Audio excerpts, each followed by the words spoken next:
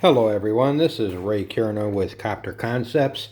I just wanted to go over a little bit on the balancing of your rotor hub fly bar assembly. Now this is the same assembly that's on my Hughes 300. This is on the Bell Huey. I just wanted to show how the balance works. If you look here, I'm sitting perfectly level. So each paddle is weighed out properly, so I sit level. In other words, if I hold this to one side and let it go, see, it'll find its balance again. Hold it on the other side, and again, and it's kind of, you got to make sure you're oiled properly. It likes to kind of stick a little. Get up there. Come on, boy. There. So as you see, it is balanced. I'd have to put just a little bit more weight there. But that's how it's balanced, just so you guys know that your fly bar assembly can be balanced this way.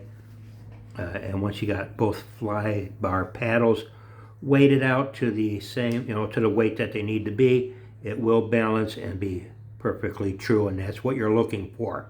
Then, of course, your rotor blades are balanced prior to putting them onto the rotor hub. And once those are balanced, then you go ahead and stick them on the rotor hub. Make sure your pitch is set to 3-4 degrees, and each one is set to the exact same pitch, and that each chord or thickness of each rotor blade is the same, and you should have no problems having a stable turning rotor hub assembly. It's just a matter of balance, and then you go from there. So I just thought I'd show this so everyone can see.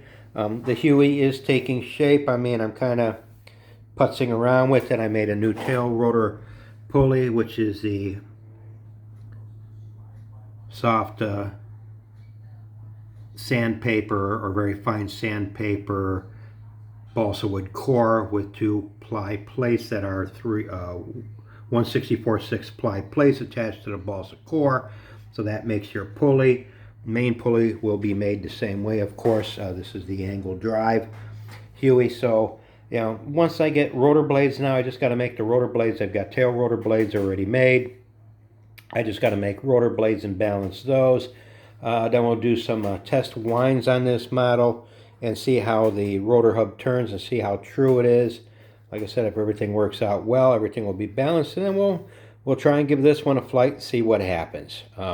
Like I said, I'm testing these models to make sure they're going to work properly. Obviously, I don't want to give anything to anyone or release anything to anyone without it knowing that it's going to be a successful flying model.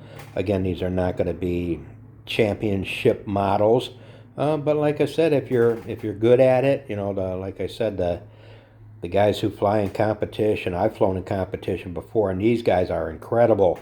I see how much rubber they pack in a model. Like, I'd be afraid to pack that kind of rubber in a model. So I know the pros out there that fly rubber-powered free flight, competition-wise, oh, I'm sure they can pack the winds in this thing. I know, like I said, Chris Starleaf did that with my Bell 206 Jet Ranger, and he got it to fly from an ROG, rise off ground, so the model flew and took off under its own power. It wasn't thrown into the air. It lifted off the ground under its own power and flew for 30 seconds. That's what Chris Starleaf said. So the trim process is, takes a little bit, but once you get the trim process done, they seem to fly fairly well. So it's just a matter of effort and time. And just a correction on my Hughes 300, the rotor diameter is not 16 inches, it's actually 18 inches. Each rotor blade is 7.5. Hub is 2 inches, so it's actually 17.5 inches diameter from center, so almost 18 inches on center. There's the Piasecki, for those who remember the Piasecki Hup Retriever. It's not a true helicopter, it's an auto gyro. Both rotor blades counter rotate. It's got a propeller in front, so it pulls it through the air like an auto gyro. This one is still under the trim process. I've attempted trimming process flights on this thing maybe about 3 or 4 times. Haven't done any serious damage yet, so it's just a matter, I gotta get it to turn a little bit more to the right, so I put a little bit more of a right thrust into the propeller. I put a rudder trim tab on the back to the right.